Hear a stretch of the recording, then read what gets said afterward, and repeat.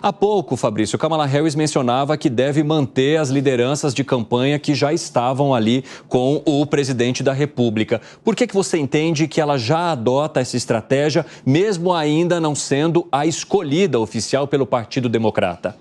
Faz sentido numa questão de progressão, claro, você já tem todo um trabalho que estava sendo desenvolvido. Kamala Harris certamente era um nome bem ativo nos bastidores dessa campanha, como foi em 2020, sempre atuando de fato realmente ali nos bastidores, por trás das câmeras, um pouco longe dos holofotes, mas que faz sentido do ponto de vista que você já tinha um trabalho sendo feito e agora, há 106 dias das eleições, faz muito mais sentido você dar continuidade a isso tudo do que, de repente, começar tudo do zero. Agora, tem também um pouco de discurso, porque depois do debate, no final de junho, o que os democratas disseram, grande parte dos eleitores democratas disseram, depois daquela performance do Biden que foi vista como muito ruim, era o seguinte: nós não estamos votando só em Joe Biden, nós estamos votando na equipe de Joe Biden. E a equipe de Joe Biden passa por Kamala Harris, passa pelos líderes internos ali do partido. Isso faz sentido também na questão do discurso. Não muda muito do que os democratas já vinham dizendo anteriormente. E aí, professor, Joe Biden também manda um recado direto à sua equipe: abracem ela. Como que o senhor analisa essa construção que está sendo feita? Bom, primeiramente que a continuidade com Kamala torna-se cada vez mais evidente, não só pelo que foi dito aqui, mas tem outras questões de caráter prático, né? Recursos já foram arrecadados, foram doados para a campanha. A gente sabe que dinheiro é necessário, uma campanha complexa. A mídia é muito utilizada ainda nos Estados Unidos, é diferente, né, da estrutura que nós temos aqui no partido, aqui no Brasil, nos partidos aqui no Brasil. E os recursos arrecadados foram para a chapa Joe Biden-Kamala Harris.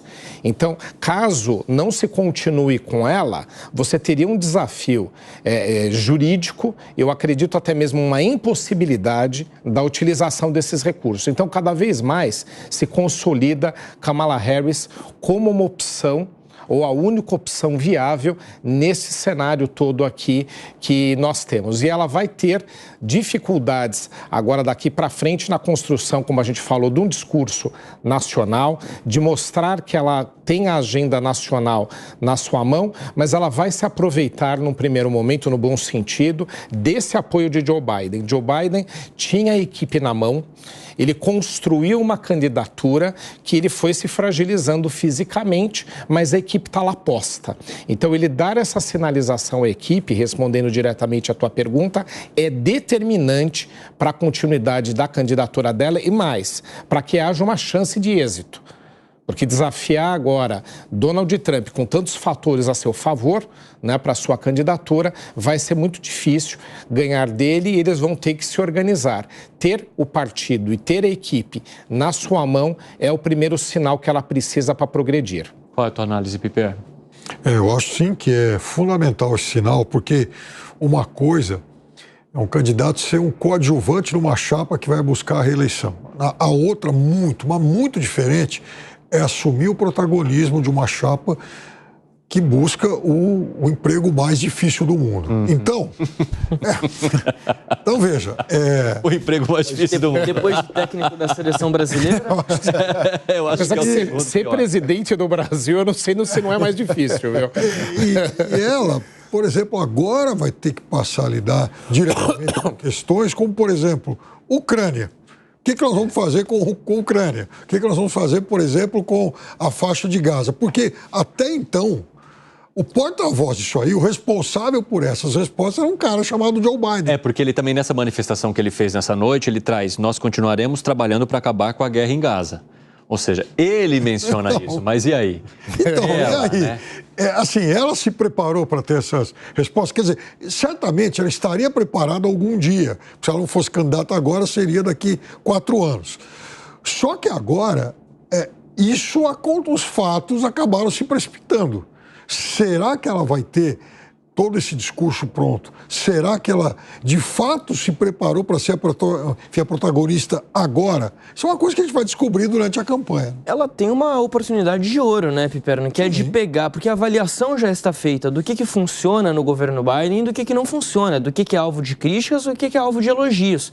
Então, por exemplo, no que diz respeito a essa questão de guerra, a Gaza e também Ucrânia, o consentimento, digamos assim, o consenso, melhor dizendo, do eleitorado americano é de que o apoio à Ucrânia é correto, mas grande parte dos democratas não concordam com a postura que vinha sendo conduzida na faixa de Gaza. Então ela pode dizer o seguinte, olha, isso vai ser revisado, era uma postura do Biden, eu vou me distanciar desse ponto. Ela tem essa oportunidade de ter esse jogo de cintura agora, algo que para o Biden pegaria de certa forma mal. Ele estava se posicionando nos últimos dias, por exemplo, dizendo que ia reverter a decisão da Suprema Corte envolvendo o aborto.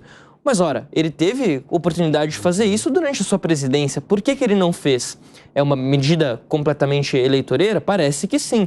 Ela tem a oportunidade de dizer, não, eu vou fazer isso agora, porque agora eu vou ter a caneta na mão. Então, é uma nova oportunidade. Até seria coerente com a forma como ela vem atuando nos últimos anos, ou desde o início da sua carreira, né? Justamente, com certeza. Como você avalia, Cássio? Não, eu acho que, de fato, o Fabrício tem um pouco de razão.